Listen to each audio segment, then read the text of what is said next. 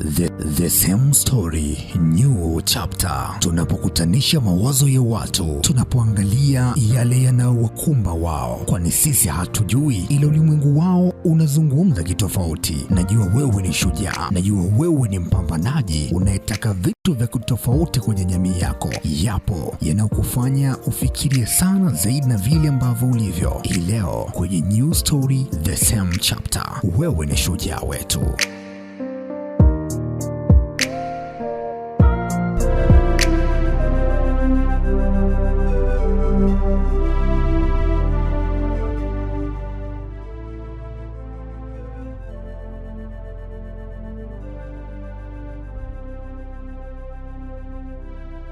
Basi tunaendelea tulipoishia kwa siku ile ya jana, ambapo Jennifer anasema dada yake ameshajua ukweli ya yote ambayo ilitokea siku ya party, na ameambiwa kuliona Felix, lakini ni kutokana na zile video ambazo tayari zilikuwa zimesambazwa kwenye magrupu ya WhatsApp huko, kwenye magrupu ya kanisani, kila mahali. Jennifer anasema nimechafuliwa haswa. Ndio, mimi nina tabia mbaya, nina tabia chafu, lakini saa hii nimeonekana mpaka shemeji yangu mimi, tena kwa dada yangu Miriam. Yani hapo ndo nimeonekana empty kabisa. Mimi ni Madam T, unasikiliza 98.7 Banana FM na tunasonga mbele.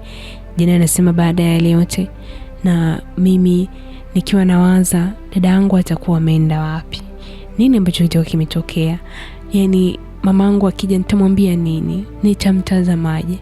Jina anasema nimekaa nyumbani na mashaka sana. Muondoka pale Felix ananiambia hakikisha haya mambo yote yamekuwa sawa, anajua nini atakachokifanya haya mambo yaishe yawe sawa. Jennifer anasema mimi nikarudi ndani, nililia sana siku ile, nilijuta sana. Sema sikuwahi kujuta majuto niliyojuta siku zile hata kidogo, sikuumia. Jennifer anasema hofu niliyokuwa nayo hata kipindi kile nilivyokuwa nina kesi za kuwa na mahusiano na walimu, nina kesi za mara kwa mara shuleni na wazazi wangu wanaitwa shuleni, hiyo hofu sijai kuipata. Jennifer anasema nilikuwa nina hofu, ninajutia kiasi cha kwamba nilijikuta hata nimeingia tena mwenzini kwa yani kabla hata ya wakati, yani kabla kabisa, yani bado ndo kwanza nimetoka kumaliza kama 1 week hivi, lakini nikarudi tena, nikiingia tena kaona siku zangu za mwenzi tena. Sema nililia mno, nilijuta sana, nilitamani siku zirudi nyuma nibadilishe kile kilichotokea. Jana nasema mimi ni mtu ambaye ni don't care, yani disminder haswa, sijali yani nafanyaga kitu na nimefanya, yani hakuna mtu ataniuliza kitu na hakuna kitu nitafanya. Lakini jana nasema kwa kile roho iliniuma sana. Dadangu Miriam amekuwa ni mtetezi wangu sana, ameniokoa kwenye mambo yangu mengi sana. Jana nasema mengine nilieleza hapa kwa uchache, lakini ni mengi mno. Kuna kipindi nitaka kupigwa huko kwa sababu ya kutembea na wanaume za watu. Kuna kipindi nilikuwa na mahusiano yakasemekana hivyo, kesi zikaja hadi nyumbani. Dadangu akawa na kazi ya kunitetea, yani dadangu amenitetea, yani alikuwa ni mtetezi wangu haswa. Jina anasema lakini nimemkosea pakubwa mno, nimekosea pakubwa sana kutembea na mchumba wake, kutembea na mpenzi wake, na hapo ndo nilipozingua.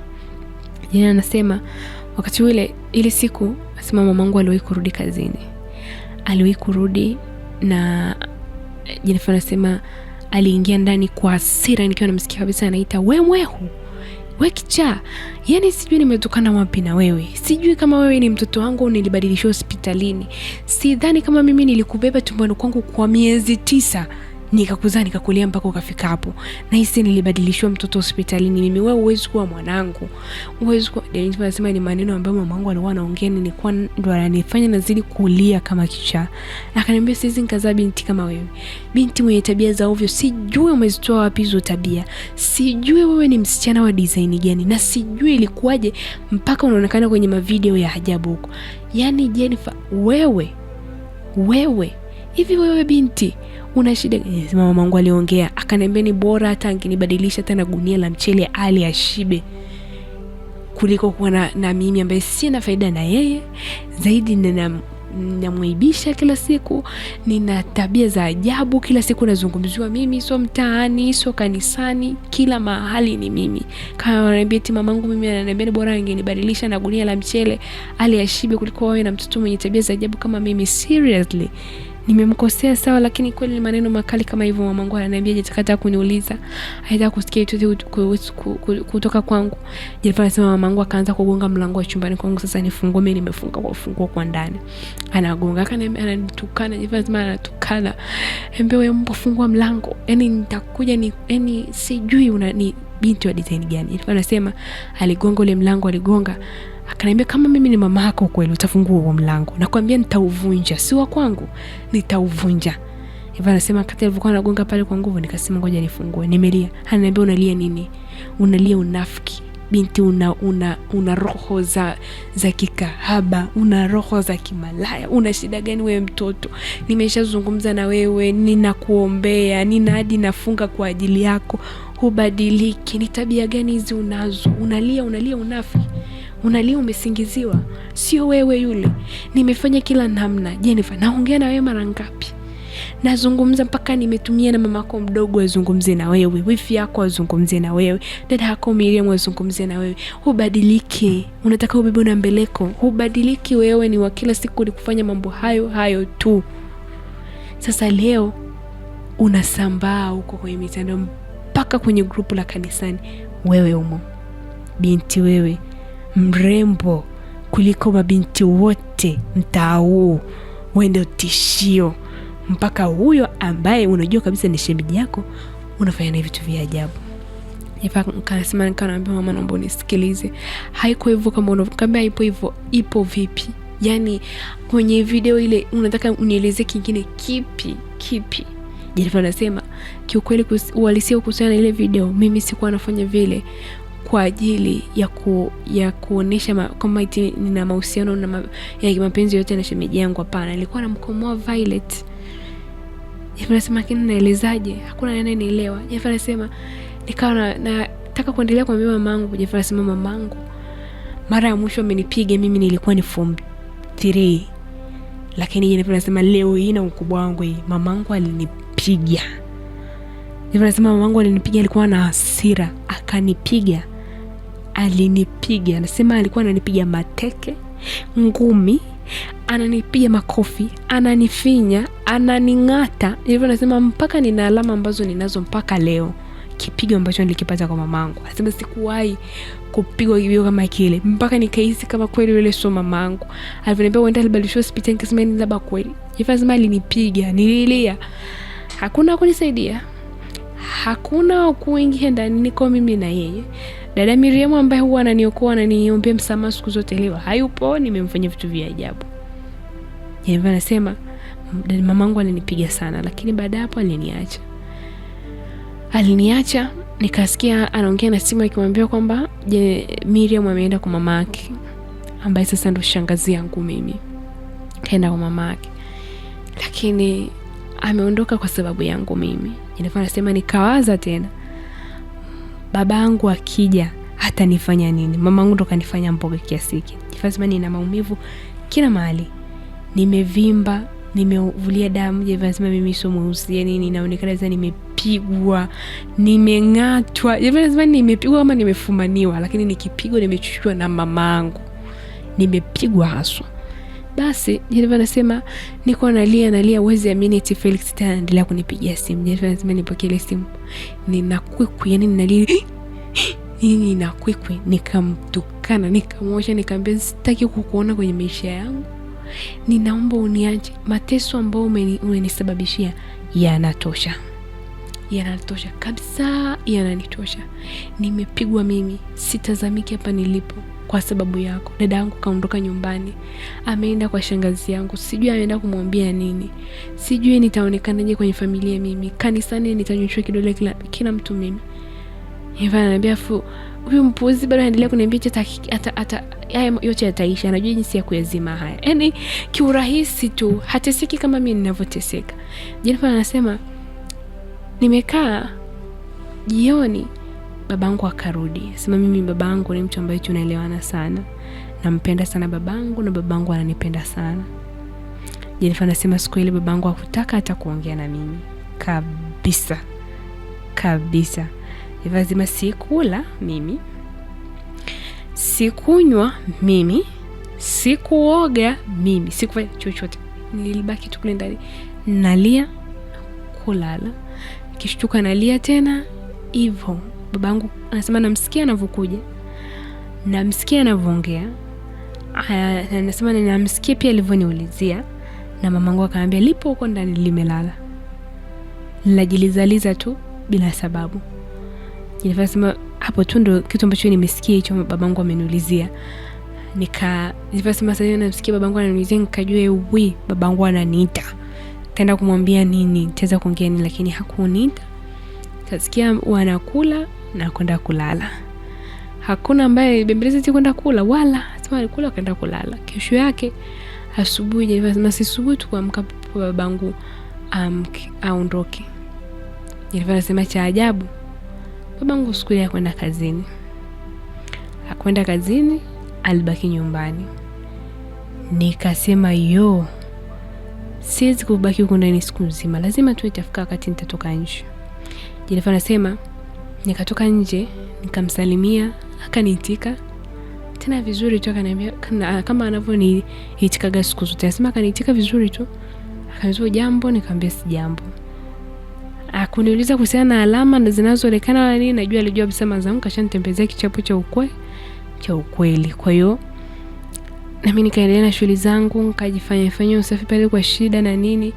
Mamangu mara ananiambia usishike vyombo vyangu, na unanichafulia vyombo, na nitilia nuksi kwa vyombo yangu, mtoto na tabia mbaya. Yaani nasema mamangu ndo nikigeuka hivi, yaani nikifanya chochote yuko na mimi. Ni hata nikiangusha glasi tasikia nguvu za kushika hata glasi huna, ile za kufanya ujinga unazo. Nikimuuliza kitu, mama ninataka nipike kitu fulani, nianze kuweka hiki ndo niweke hivi, ananiambia akili za kupika huna, ile za kufanya ujinga mwanangu umebarikiwa. Yaani mpaka sasa nikawa nafanya tu sababu najua nikienda kuuliza lazima mamangu ndo majibu ambayo ataanza kunipa. Nikiangusha kitu kidogo, vunja si una hela unazo mama, utalipa. Jamani. Kwa hiyo Jennifer anasema babangu siku zile mchana akakaa, mimi nimeweza kufanya usafi. Jennifer anasema nikaingia zangu ndani, mamangu alipika mwenyewe, ndo alipika fu akaondoka. Lakini alivyoondoka pia kukawia akarudi. Sijui ilikuwaje akarudi, sijui kama alikuwa na mipango wala nini. Lakini Jennifer anasema alivyorudi mamangu akaniita sasa. Nasema nimemsikia muda mrefu, kama baada ya nusu saa au dakika 35-40 akaniita, akaniambia babako anakuita. Nikasema kumbe baba alikuwa ananivutia kasi, ule muda ndo umefika. Lakini anasema wakati ndo navaa sasa nguo nzuri ili niende kwa baba kwa heshima, nasikia kama kuna sauti nyingine za kiume mbili yani mbili na babangu ya tatu zinazungumza. Kwa hiyo sauti ya kaka, hapana, hii sauti mbona sio kama songeni masikioni mwangu, ni sauti ya nani? Jana anasema natoka naenda kukutana na babangu, nakutana ni Felix yupo na baba mwingine ambaye anaonekana ni baba mtu mzima. Niliishiwa nguvu. Jana anasema nikasema sasa ina maana babangu ameamua kumuita Felix nyumbani kwa kile kilichotokea, au Felix ndo amekuja, au huyu ni babake Felix amekuja nyumbani, yani amekuja na mwana. Yani Jeni anasema nikajiuliza maswali mengi bila kujipatia majibu. Lakini Jeni anasema nikafika pale nikaambiwa niketi, nikaulizwa unamjua huyu? Anasema sasa ni moyo ninasema sasa nitakataa, sina mjua, si Felix huyu. Nikamwambia ndio baba namjua. Na mama akaniambia si ujibu kwa nguvu, unamjua umjui? Nikamwambia maana namjua. Akaniambia amekuja eti Felix anataka kunichumbia. Jennifer anasema nilishtuka. Jamani, nasema nilishindwa hata kujizuia mbele ya babangu. Kajikuta nikamwambia hivi haya yote yaliyotokea yatoshi, unataka tuendelee yani yote? Akaambia hapana Jeni, mimi nimedhamiria kufanya hivi. Kwa hiyo ndio maana nimekuja kuomba ridhaa kwa wazazi wako. Inaonekana kama nilikushusha hadhi nifanye, lakini nakuthamini sana na mimi nimetokea sana kukupenda. Nimevutiwa na wewe, natamani kama tuoane, tujenge familia, uwe mke wangu. Amekuja kunichumbia. Jennifer anasema niliondoka linole. Nikamwambia baba, nikaondoka. Kaniita, wewe Jeni, rudi hapa. Huwezi ukaondoka kwa kukosa adabu kiasi hicho. Paka mimi nikuruhusu uondoke. Kaa hapo. Jeni anasema nikarudi nikakaa. Sema, Jennifer, wewe umemsikiliza mwenzio chokombe kitu alichokisema? Anasema ndio nimemsikia, lakini mimi siko tayari. Mimi ndio kwanza nimejuana naye jana, mara mwisho nimemuona tukiwa watoto wadogo sana, wadogo mno, sijui darasa la pili, sijui la kwanza. Kwa hiyo mimi hapana, sipo tayari kwa sasa hivi. Nani sema babangu akamwambia kwamba yule kijana, akasema kwa haraka tu babangu akamwambia yule kijana, kwa sababu leo ndo yeye ndio kama umesikia maelezo hivyo, kwa hiyo mimi nawapa muda mpaka mwakani kipindi kama hiki. Mkidhamiria, mkiwa bado mna maoni hayo, msikurupuke. Mkiwa bado mna hiyo akili, basi njoo mimi nitakupa binti yangu. Lakini kwa sasa hivi hapana. Ila mwakani muda kama huu ukifika na bado ukawa na nia hiyo, nitakupa binti yangu. Sasa hivi siwezi kukupa binti yangu. Jennifer anasema ni babangu alitumia tu ustaarabu kumjibu Felix na ile sio Jennifer anasema nikuja kujua alikuwa ni mjomba wake. Anasema ni alitumia tu ustaarabu namna ya kumjibu. Lakini sikutegemea.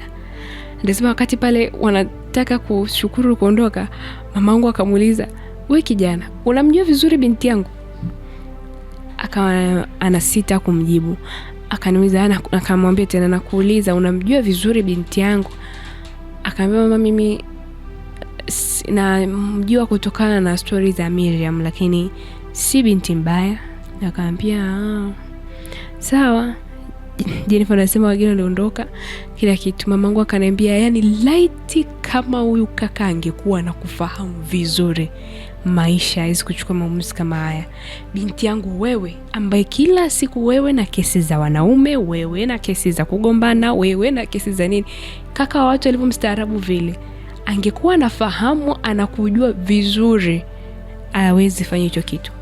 Naamini hata babako amemjibu, kwa sababu anajua mpaka mwakani muda kama huu atakuwa amekufahamu vizuri sana, atakuwa amekujua vizuri sana, na kama atakuwa na lengo bado la kukuoa, basi atakuwa anajua anaoa mwanamke wa design gani, sio yule ambaye amemuona kwenye hicho kipati chenu cha ujinga au zinzi wenu mmeenda kufanya huko.